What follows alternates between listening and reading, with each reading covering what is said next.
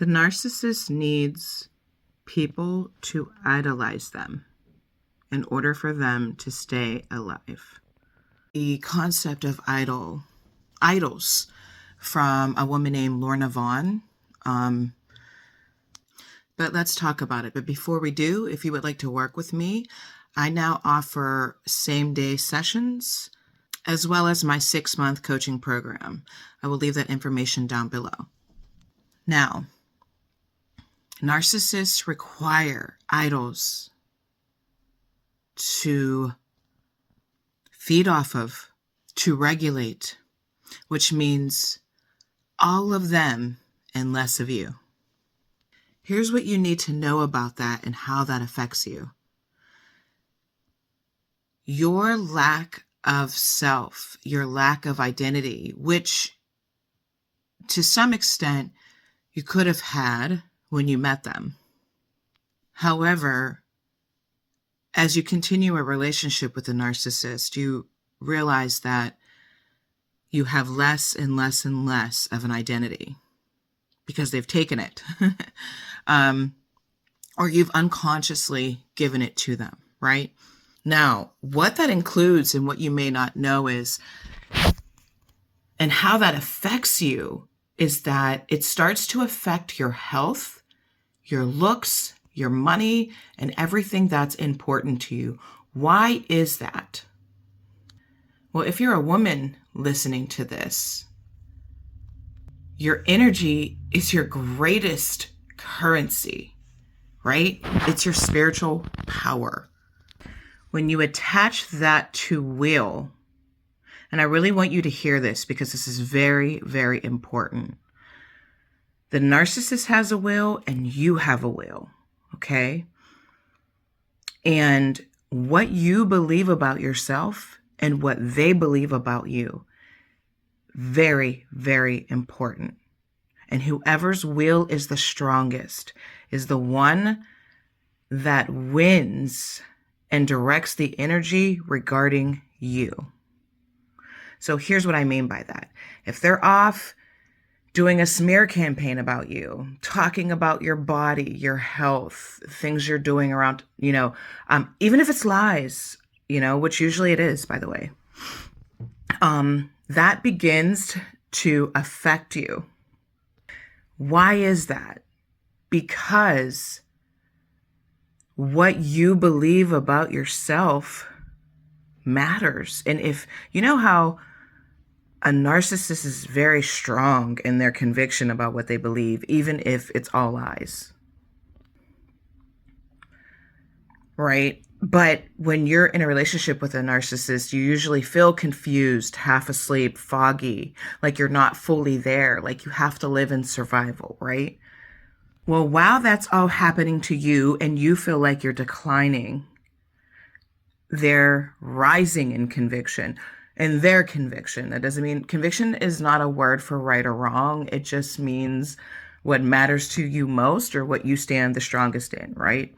But they're rising in will, they're going stronger and stronger in the story they're telling people. And the more they tell that story, the more they actually believe it. As a matter of fact, you may hear them tell you that same story full of lies back to you about you as if it's actually true. And it's like you catch them in that lie. But they've told the story so many times that they are now believing it. Well, this starts to influence your energy. This starts to influence your cells. Why is that? Because you're confused and they're not confused at all. Because again, they need an idol. They need you to think about them all the time, obsess about them all the time, worry about them all the time, be sad about them. Any emotion towards the narcissist is feeding them and giving them your life force. So if you're angry, if you're sad, if you're happy, if you feel loving, whatever energy it is, if you're anxious, if you're sitting there ruminating on what they did to you, all of these things are like a battery pack that you just put in their back. It all gives them life force and makes their will stronger, but it makes you lose life force, if that makes sense. It kind of weakens your battery. And it's all a part of idolizing them. And in a sense, that might seem unfair because it's like, well, how do you process everything that happened? And this is not me saying, don't process what they did to you, because you will need to process what they did. You don't want to ignore your feelings. However, at some point, when you've beat a dead horse, and, I've done a video on how to, when you need to come to acceptance of what is happening and who they are. And again, that usually is something you have to do over and over and over again when you're still in the dynamic, right? When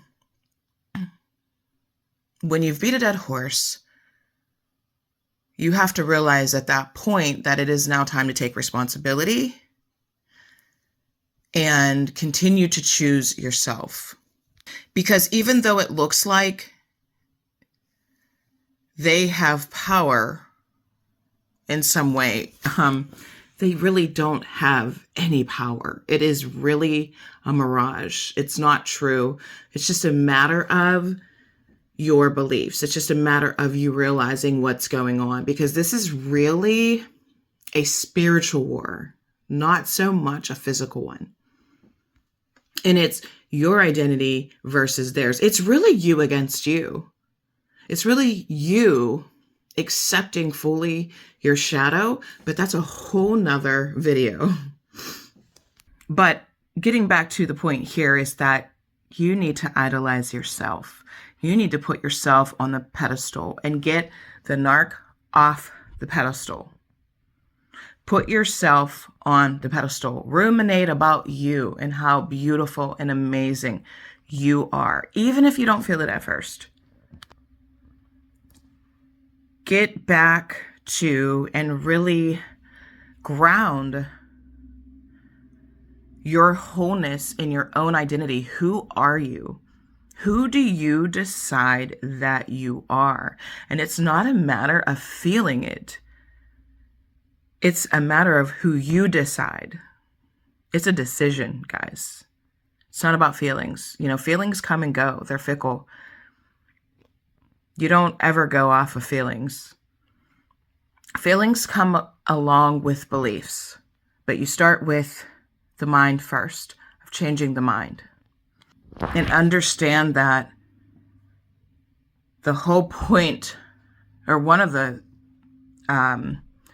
biggest points of a narcissist, is to get you to idolize them, to give them your energy. Even if that means there's nothing of you left. That they don't care. They don't have that consciousness. They don't have that part of them that would feel bad.